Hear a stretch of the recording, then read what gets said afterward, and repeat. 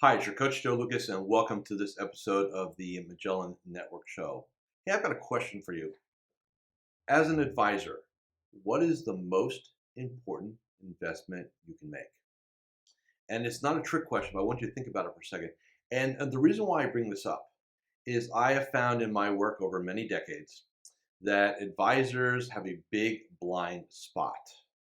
And what they'll choose to do with their capital is one of two things. Number one, they go ahead and spend some stuff on and spend money on themselves, which there's nothing wrong with that, as long as it's in the right sequence. They'll go get the nice car and maybe the bigger house, and they'll ingratiate themselves that way. And you know what? If you work hard and rock star it out, you deserve it, no problem, right? The second thing advisors will spend money on, foolishly, is some sort of silver bullet marketing or marketing program, business development program, stuff like that, which is fascinating. One or two things: they either deploy it wrong, or it's just on the shelf and they do nothing with it. And I remember a real quick story. I'm going to give you the answer. Don't worry about it. In my career, I've had people do like these audio business cards. Some of you probably remember these things, right? I think it was the Cold Cowboy, right? All that stuff. And I literally would find advisors who will spend, I think, 15, 20, $25,000 on that, right? And they would give out like eight of them, 10 of them, and they would hoard them, like, because they're so expensive that they would say, I just can't give these out to anybody. I got to make sure who. And what inevitably happens? Compliance changes. They change broker dealers, right? And then they've got a garage full of $20,000 worth of audios they can't use anymore, right? Or they've hoarded them so bad that the photo on them looks like a different version of them, right? Like some of you have your LinkedIn profiles, like, dude, that is not you. That's you 10 years ago. Like, let's get the photo updated, right? So advisors will do kind of, and it's not, I understand the intent on both, right? One side, you want to reward yourself, right, for success and hopefully a job well done. The other side, you want to be innovative. You want to be reinvesting back in your business, right? Because we always hear that. I want to reinvest back. I have to reinvest back in my business. And that's accurate also. But there's a fatal flaw in all that thinking. And the fatal flaw is this: advisors have a problem, a massive blind spot. Most of them, not all, because I know there's a massive difference about reinvesting back into themselves, the person, right? So if I ask you a question, what is your personal development budget for you? So how much do you reinvest back into you? Not your team, not stuff, but you. How do you make you a better professional, a better person, a better leader? How do you elevate yourself? How do you elevate the level of associations, the men or women you hang out with? How do you go ahead and invest and elevate that? Because that is one of the key elements. When I look at successful people, and now my space is here with you guys, right? Financial advisors. But if you just step back for a second and just look around, what you will find, there's some commonalities in highly successful people. Number one, they always tend to be students of personal development. So, number one, they're consuming things that are going to make them better.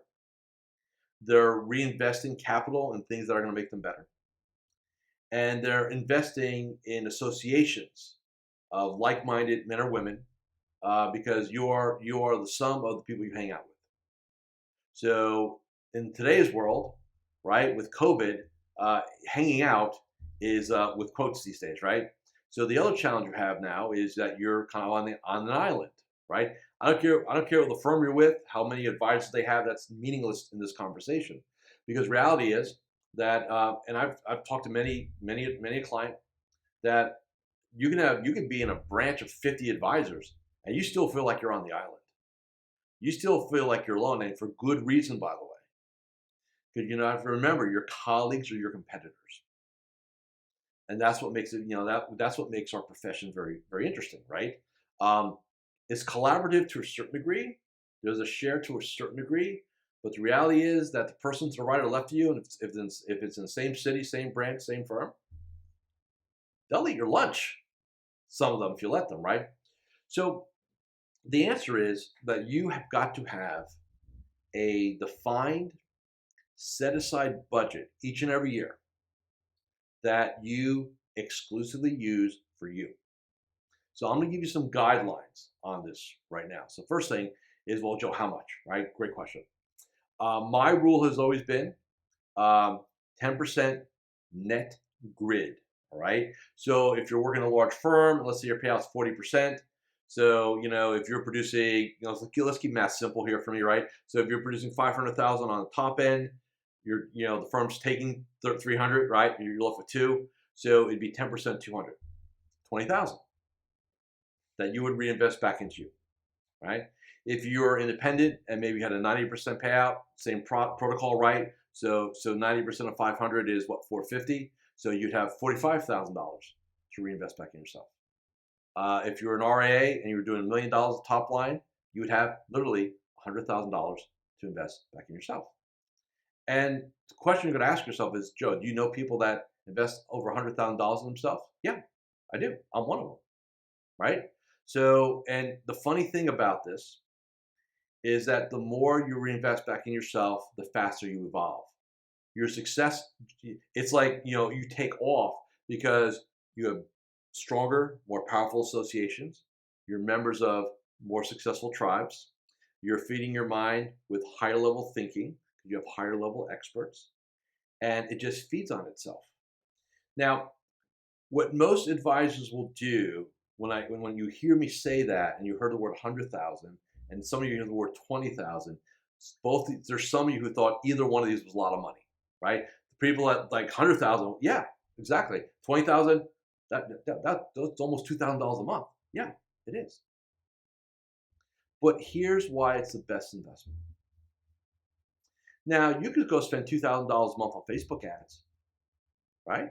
Or you could spend $5,000 a month, or $100,000, or $10,000 a month on Facebook ads.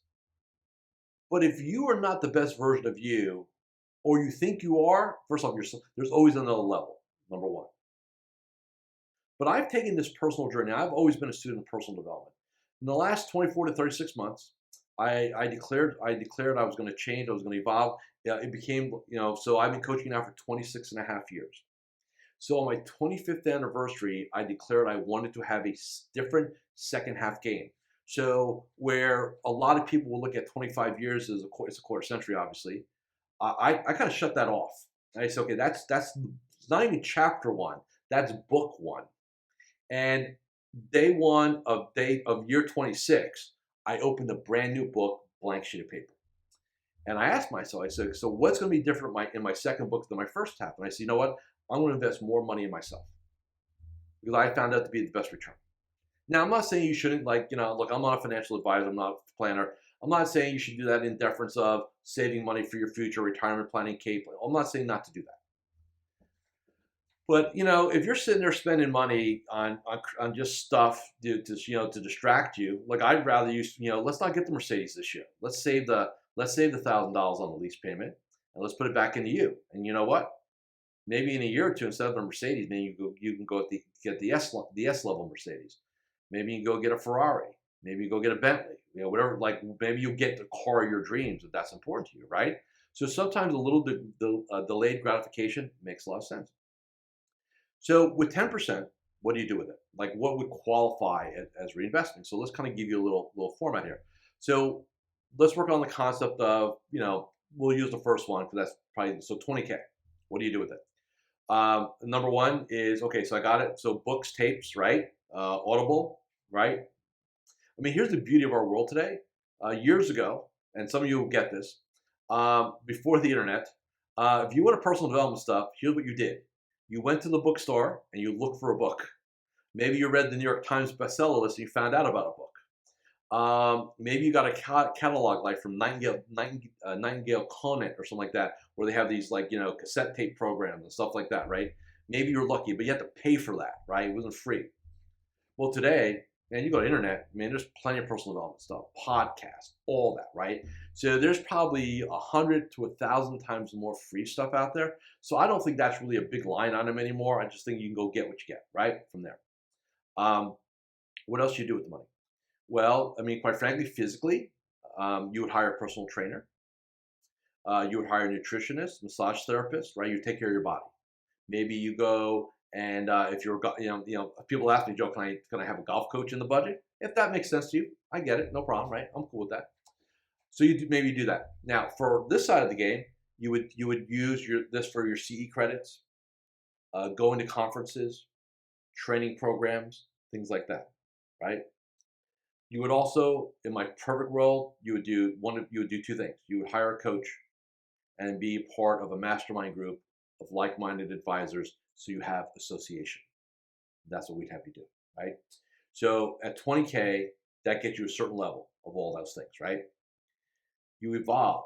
Now again, let's say you're 500,000, you're independent. Now I got 45, $45,000. Well, you can level up and do some really high level stuff, right? You really grow your game. You now have a six-figure budget. I will tell you right now, you get the best of the best. You can go find the best coaches, the best consultants, the best of everything. And what happens when you're playing here, when you're really leveling up here, it gets actually easier to be more successful because you're surrounding yourself with the psychology of other like-minded, super successful people. And it's just one of these powerful dynamics that occur. And it's beautiful. I mean, personal story real quick. So this week, obviously you're watching this on a Friday. I run mastermind groups. That's what I do. Like that's one of my passions. I really, 10 years ago, we started our first one. We built out a couple, we're building another one out, later on. And I want to go, hey, how do I know this is the best way to do them, right? So I looked, it took me 2 years of just kind of every once in a while meandering through the internet, right? And I found this person who, this is what she does. She consults with high-level masterminds. And high level in her world is, $50, $60, $70,000 a year for a seat per year, one seat. So I reached out to her and I said, hey, I do this for financial advisors. You've been doing this. This is what you do. I want to pick your brain. Can I buy some of your time? And so we had like a 30-minute intro call, and I really liked her. She was very, very bright, very talented. She's in London. That's where she's based out of. And I said, okay, so if I wanted like 2 or 3 hours of your time, what's that going to cost me? And I'm thinking, well, maybe 1,000, 1,500, right? I mean, how much can it really be, right? And she comes back and says $2,000 an hour, paid in advance, and then we'll do a Zoom and stuff like that. So like literally now the Joe of like 3 or 4 years ago would have like scoffed, like no way, like no, but nothing's worth that, right? Because that was my psychology back then. I took 24 hours. I said, send me the stuff, send me the link, send me the payment link, everything like that. I literally slept on it one night, and the next morning I got up, took out my card, put it in there, bought it, bought time. And I did the consultation. So let me finish the story here. This is the important part. So, when you're paying that hourly rate, you hope you get some magic, right? It was a great 3-hour call. We did 3 hours Zoom. And what she did for me is she took my learning curve, which would have taken me years to figure out. She compressed it down to now I know what I need to do. So what is that worth in time, right? So if you say to me, well, Joe, for your economic investment where you all serve, I said, yeah, it shaved 2 years off my trial and error process. I know now how to elevate M4. I know now, which is one of my mastermind groups. I know how to elevate Magellan Elite, which is another one of my mastermind groups. I know now how to build Magellan Empire to where it's so exclusive for advisors like this. This is like special, right? It would have taken me years of trial and error, thought process. Maybe this will work, maybe it won't work to pull it off. So one of the things you got to think about when you're investing yourself is you don't just look at the investment of, okay, how capital, right? Well, how much capital is this going to cost? It's what's the reward you're looking for. Like for me, it was I didn't want to do trial and error, and I wanted to compress time, right? So my investment, right? It shaved 2 years off my learning curve. Was that worthwhile? If you're getting what I'm saying, the answer is hell yeah, it was definitely worthwhile, right? That's what reinvesting in yourself does. If you're doing it the right way, it compresses time. You elevate quickly, more rapidly. You get a return on your investment. And you're in this game, the advice game with fee-based revenue, recurring revenue, everything going on. I mean, it's a simple ROA. I mean, it's a simple one. ROI, return on investment. I mean, anything you do from a personal development perspective, you should get back 2-3x on that, and that's like short term, 1 year, right? Never mind what you get for the rest of your career. And advisors just don't get that. I still hear some of you talk about jobs. Like my job, I go, what are we talking about here? You have salary? No. Then why the heck do you think it's a job? We have to get this. As an industry, we have to get this. Like you are the product. You've got to reinvest back in yourself. And don't sit there, because here what some of you will do, especially some of you have the big brands attached to you, right? Well, that should be my firm's job. And in a perfect world, I would agree. So there's no debate there. But here's the thing, they're not doing it. They can't afford to do it. And if they try to do it, guess what? It's going to be what they want you to understand, not what you need to understand. Big conflict right there. So those are some things I want you to think about. So as we weave into Q4 here, right? I just want you to think about, are you investing enough in yourself? And some of you scarcity people will go, well, I'm hand to mouth right now. I said, great, go buy a book. Like I know it's like, well, I can go on the internet and get stuff for free. That's true. However, until you take your credit card out, because that's the way the world is today, and say, I'm going to invest, I'm going to buy this book, or I'm going to buy this training course, or I'm going to buy a replay of this webinar, whatever it happens to be for you, until you actually physically and meaningfully reinvest back in yourself, you're really not doing it. Free stuff is great. Nothing wrong with it. Look, here, I don't charge you for this, right? Basically like a training program. But it's not what you need to be doing by itself. I mean, this is great, but you need to go ahead and like I said, and if you're like a startup, like, hey, Joe, I'm looking to do 100K this year, top line, so great, and you're on a grid, so maybe it's only $5,000 or $6,000 a year that you have. Reinvest it back in yourself. Seriously. If that means that you have to give up certain things, maybe going out to eat, which these days, right, you can't do anyway, put the money back in you. That is the one thing. Remember I said there are two things I look at. Tell me about your morning. Tell me how much money you put back in you. That will then dictate what I think about, how your game is being played. All right. So I hope you enjoyed this episode of the Magellan Network Show. There's some links below for some goodies, some freebies, stuff like that. So take advantage of that. And I will see you all again in our next episode. So there you have it. If you really enjoyed watching this episode, go ahead and subscribe to the Magellan Network Show with Coach Joe here on YouTube. And remember, I'm always here to help you become a better entrepreneur, business owner, and financial advisor. With that, I'll see you next time on the Magellan Network Show with me, Coach Joe. Take care and goodbye.